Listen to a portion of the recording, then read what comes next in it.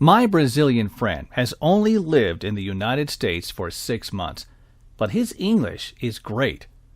Before he came to the U.S., he studied in a language school, but mostly he learned English on his own from reading English books and watching movies.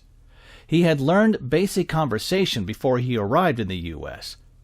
Then, after he got here, his vocabulary and listening got better very quickly. I would say that he is now more or less fluent in English. However, sometimes he still has trouble with idioms.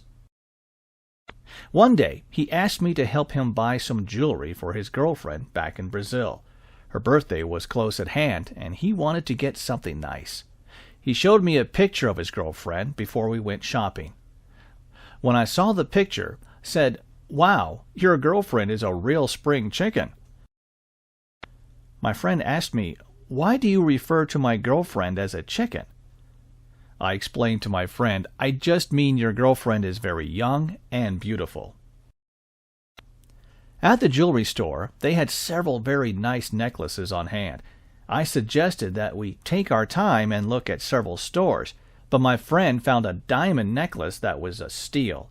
He called the saleswoman over to buy it. As the saleswoman was taking out the necklace, my friend decided to try out the new idiom he learned. He showed the saleswoman the picture of his girlfriend and asked, "Don't you think she is a chicken noodle?" My friend's English may not be perfect, but I still think highly of it.